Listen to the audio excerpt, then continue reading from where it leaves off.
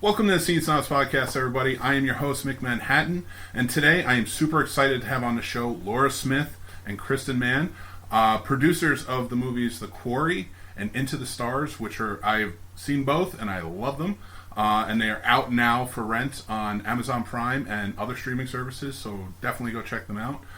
Laura, Kristin, thank you very much for joining me on the show. Thanks for having us. Yeah.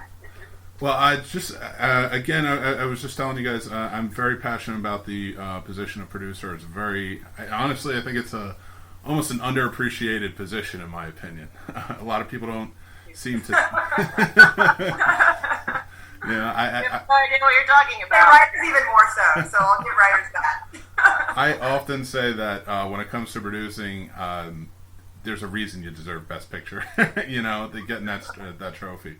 And I tell people that all the time. And I have a lot of young filmmakers that watch the show, and I was interested to know how you guys got started in the industry and what paths you took to lead you to producing. I can jump in. Yeah, Laura and I kind of had similar journeys. A little different, but I started out, so I was born and raised in Arkansas, where there's little to no, film industry. And went to school there where there's no film school. So I, as soon as I graduated college, went to New York and did an internship for free for this production company, and then came back to Arkansas, and I got lucky and a film came through, which coincidentally Laura was working on. This was 15 years ago when we met. Our origin story. Yeah. Yeah, 15 years ago. And so I hopped on to that movie as a production assistant, and from there I just kind of, hopped around trying out different departments and trying to figure out what I wanted to do in film, and then eventually discovered that producing is kind of where my skill set, fit best. So I produced a short film with some friends in Arkansas, and we did the festival circuit, and I was hooked. And so from there, just kind of worked my way up, and then started working for Jeff Nichols and Sarah Green and Terrence Malick as an assistant, and then worked for them as an associate producer, and then eventually was ready to start producing on my own. Nice. Awesome. And Laura, how about you? Is it a similar, I know you guys said you had similar paths to meet. Is that a similar story for you? Yeah, similar in that I actually went to UCLA undergraduate, so I did study there. I went there knowing I wanted to work in film, and I thought producing was what I wanted to do, but I didn't really have a grasp of what that meant, other than I liked the idea that it combined creative with the business side of things. So I did a couple internships during college, and then right out of college I started working for a filmmaker named Andrew Niccol, who wrote The Truman Show and wrote and directed Gattaca. And he actually, I interned for him my last quarter in school, and then started working as his assistant right when I graduated on a film. And then on that film, I met our line producer, who was married to the producer of Paul Thomas Anderson's films. So I jumped and went and worked for her as her assistant for a couple of years, and did Punch Like Love was the first movie I worked on. So I think, and then from there, kind of similar to Kristin, bounced around. I worked as an assistant to a composer for a little while, just kind of different departments, testing different things and just kind of learning. But ultimately, producing was what I always wanted to do. So finally went and worked as an associate producer, co-producer for another producer as well, named Holly Wiersma. And she, I think through that, so Kristin and I, it was similar in that we both kind of worked for very boutique, in these kind of small production company environments that allowed us to really get our hands on everything and be a part of the full process from start to finish. So just kind of cut our teeth on set, really doing it over and over again on these indie films. And then eventually I hit a point where I was just ready to branch out on my own, which was probably about, I think it was 2008. It's been a while now. So at that point, partly, I hit a point, honestly, I was just kind of, you feel like you're giving so much of yourself to it, you just want to do it for yourself, either succeed or fail for yourself, kind of. So I kind of jumped out, not knowing really, how that's going to go. It's scary a lot of times along the way, because there's no clear path to get where you want to be, but you kind of just have to have faith, and this blind faith maybe that, you're doing what you love. And I fully understand. So, that's how this works. Like Kristin said, we had met many years ago, and then kind of came back together a few years ago, and now have partnered and are producing together, which is really, gratifying in a different way to find someone you can just partner effectively with. That's awesome. That's really cool. And I love the again, going over and watching your movies and things like that, especially more recent ones. I find there's a certain type of pacing. If I think there's a tone and a pacing that's similar in each. You know, it's a slower, but I do. But I love a good slow burn type of movie personally. But is that something that you gravitate towards in story wise? Like, is that when you read a script, is that something that you appreciate more? Or is it? It's an interesting question, because I feel like as producers, we're thinking about so many things, but as far as like pacing, it's kind of hard for us to predict how a director is going to do that. You know, you can kind of you can read a script and obviously there can be a rhythm to it, and sometimes you can read it and tell, okay, this is going to be a little bit more of a quiet, like introspective, slower thing, but I can't say that I'm like drawn to films that are a little slower paced. I think it's more so like films that allow room like for you to really get to know the characters, and it's not just like dialogue and then move on to the next thing. It like allows you to think about like what they just said and like what could be going through this person's mind and what could their motivations be. But having said that, I think too, like some of our next couple of projects that we're developing are a little bit faster paced as well. Okay. Well, now, thank you for that.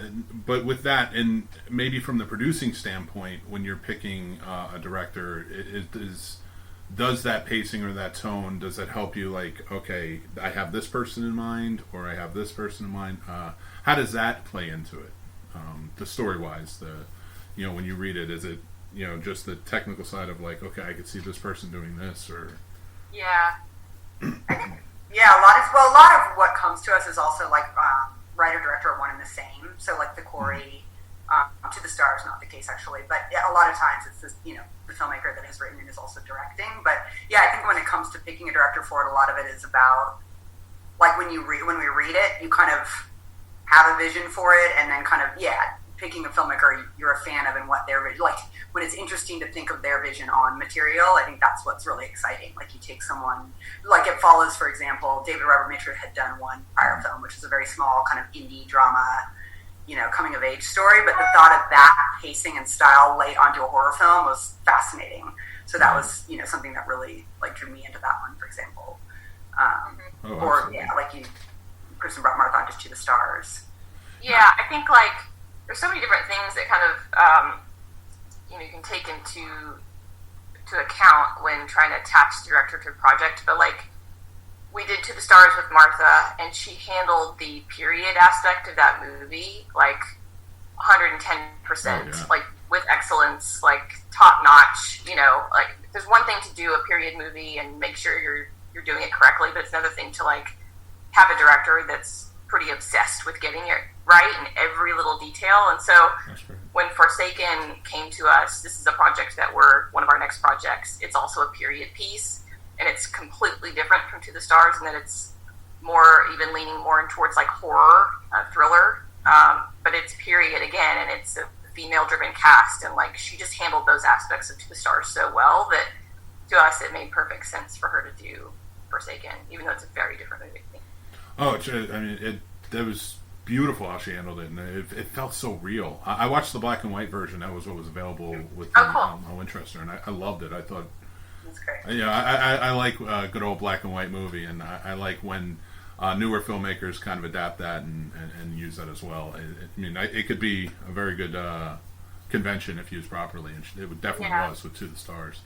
Now with that, I was wondering, it was Martha Stevens is the director of To the Stars, and Scott Teems is the director of The Quarry, and they're relatively newer upcoming filmmakers. How does them being newer, how do you go about as producers maybe leading or your guidance with them during that coming in? As you guys are veterans in the industry, how do you guide them along the way with that?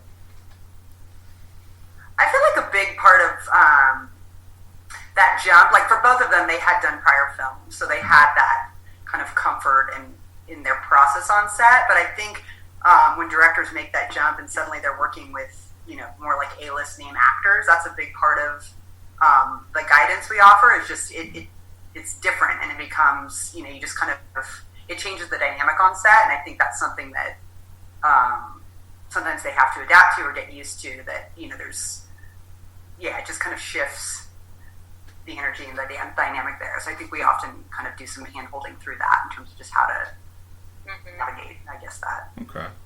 Yeah, like brand new, younger actors or actors maybe with no training, or like in Martha's case, Martha was literally casting friends and family in her first couple, movies. That's going to be a very different dynamic than like bringing Michael Shannon, into the picture, who's been doing this for decades and has sort of like process that he's, learned that he needs to do a really great job. So I think, part of that is sort of hand holding through that.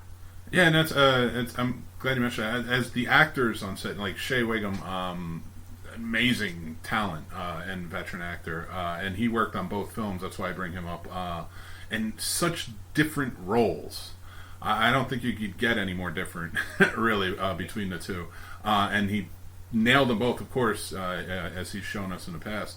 Now, when he's on set, from your standpoint, sorry about that. From your standpoint as producers, how much of like you said with the actors coming in and helping kind of guide the filmmakers, what do you see that a lot with the actors that you choose? Does it help you with the choice of actors? I know it's mostly directors coming in, but again, as producers, your guidance is very important. So does maybe you working in the industry, something like that, like getting somebody like Shea to be in both of your movies, does that help? Like, is that your kind of connection, I guess is what I'm trying to say, coming in and saying, listen, this actor will give you a great performance and bring this to the table? Yeah, it depends. On To the Stars, for example, that was one where Laura and I both brought in relationships. So I was friends with Shea Wiggum, actually friends with Shea via Mike Shannon, who I'm close with, and he agreed to come in and do it. And then Laura brought in Tony Hale, who she's friends with, their father, and Jordana Spiro. But it's not always like that. I mean, there's certain, we definitely have established relationships with a handful of people where they're, on our list. We love working with these people. They're amazing, talents. And if we can find roles for them in anything that we do, we're probably going to continue to do that. And, suggest someone like Shea Wiggum to a director, and, I don't know that anyone's going to argue, with that. Now, I just kind of switch gears back to producing. Now, I tend to talk about producing a lot because that was my path, and the reason I say that was I went to film school as well. I went to Full Sail University. Oh, yeah. So when going that route, I, of course, before I started, was like, I'm going to be the next writer, director, and that was the mindset of everybody going in. And then as we got out, it was like, oh no, this is my path clearly, or this, that. And I've talked to a lot of people who didn't go to film school as well, who were sort of the same way. They were like, all right, once I got on set, once I started PAing, I kind of found my path. And I know we talked about that, but you both did ultimately go to school, to learn filmmaking. What would you say? What would be your advice? Whether it's either try it out or go to film school, what do you guys think? I think just getting on set is the best. I mean, I went to UCLA, but I didn't study film, so I think there is definite value in film school in terms of you just have your hands on cameras from day one, and you're making movies, and there's so much experimentation and learning that comes with that. And also, I think the community you take away from film school is really strong. I know a number of people who went to North Carolina School of the Arts we're close with, and these groups that then kind of continue on and work together. But the flip side, I think, just getting on sets, I wasn't really on set till I was just out of college, but immediately you start to see what the different departments are doing, and there are so many little niches you just may not know exist, that I think being exposed to all that is really key and exciting, because it can take you in different directions that you didn't see necessarily. And also, I think just working in the industry, it's all about relationships. So as soon as you're on those first sets, that's how you meet people that are going to lead to your next job. Like that's kind of how you bounce from production to production, if that's what you want to do. So I think getting out there and getting in the field is really the best. Yeah, I agree. I think if you're fortunate enough where you have the money to go to school and you feel like you might need a good foundation and structure, it could be good. But I think, I agree. Like, it's absolutely not necessary to work in this industry at all. It's all about how hard you work and making those connections. Yeah, no, someone like many, many years ago said something to me about this business is all about just like those who work long enough to succeed, like work hard enough and long enough to succeed. Like, it really is just a test of endurance, and you have to really love it and really be committed to it. And that means, Kristin and I both interned for a lot of years, and then we were PAs and assistants, like some really grueling work. And I think for me, I was always like, okay, this is like my boot camp. This is my, version of film school maybe. And so you have to kind of go into it knowing, obviously, having boundaries because you don't want to be abused, but kind of knowing that you're really, it's a lot of hard work, but if you really endure and kind of push through that, that's where you will progress and you will eventually be making your own movies and those things. Yeah. I think one thing I'll add to that is I think there's also, you have to be careful, like going to film school and thinking, like you said, what you want to do, and then spend 3 or 4 years or however long, working on that, and then you actually step foot on set and realize, oh my God, that is so not what I want to do. I want to do this other thing. And you have to kind of rectify, could I have just spent the last 3 years working on set and figuring that out and honing that craft instead? Because when I first started out, I did not want to produce. I thought it seemed very overwhelming to me. I had zero connections in the industry to financing, to talent. It seemed like a pipe dream to me. But I didn't discover until I really started to dig in and work my way up. That's where my, skill set lies. And now I'm so thankful that, I discovered that, because I can't picture myself doing anything else. Oh, that's great. And I do agree. I sort of had it both ways. I got out of school and then I moved straight to LA, and I just found myself getting more, as much as I love those connections, that networking system that I gained from school. I was sort of on my own when I moved out to LA, and it was just a matter of doing it. It was a matter of getting out there and doing it. And that's what I try to convey. I say, if you go, great, you get technical know-how, but you'll also do that if you jump on set. So I appreciate your answer on that. Now, with everything going on right now, it's kind of new, it's kind of crazy for everyone. But as producers, how are you with future productions on hold and things like that? How are you kind of keeping it together, or what innovative ways maybe are you trying to hold things and kind of progress things as we go through this? Yeah. We're focused on, we're both just looking at you because we don't know.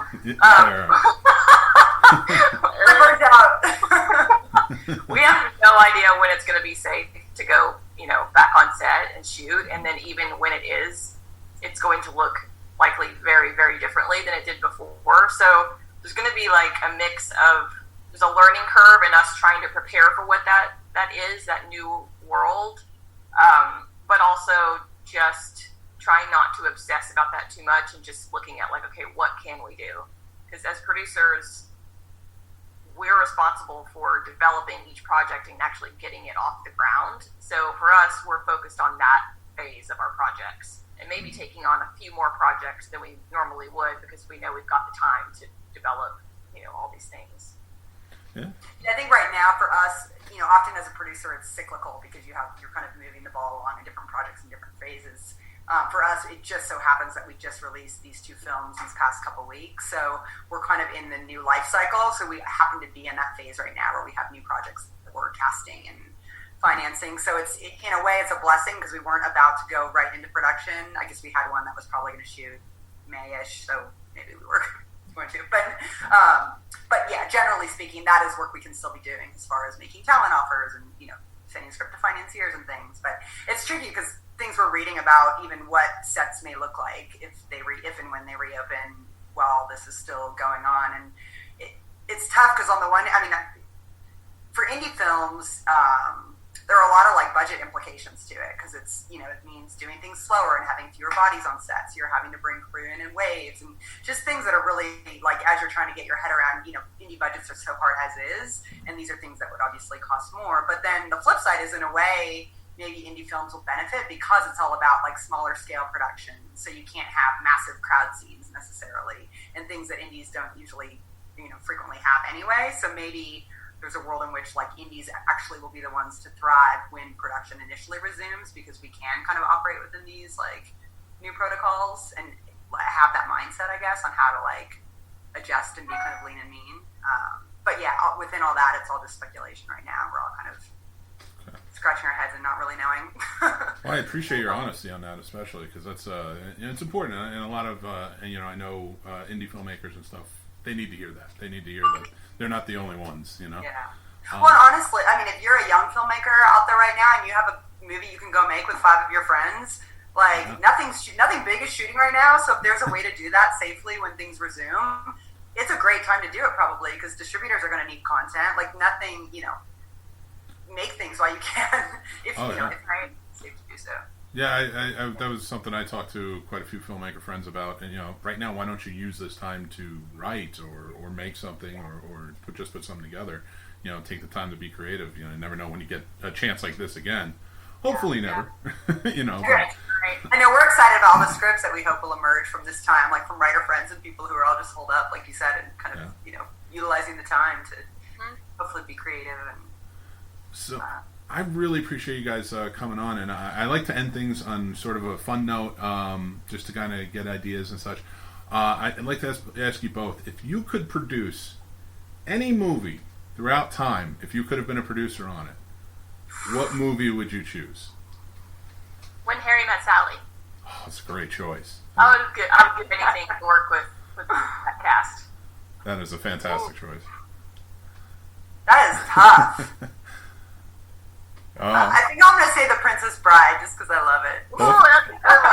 It it's shows, one of my all-time favorites. It shows how well you guys work together, because it's both Rob Reiner films. I mean, right there. Yeah, So. that's true.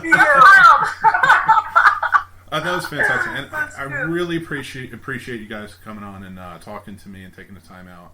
And I just want to say how much I really enjoyed your films. 44 pages. Check it out, everybody. Make sure you go check out To the Stars, and make sure you're checking out The Quarry. Among others, look up their IMDb's, Laura and Kristin's IMDb's, because they're filled with fantastic movies. Thank you guys so much. I really appreciate it. Thank you. All right, and you guys take care and stay safe. You too. Likewise, yeah. Thank you. Strong. I know.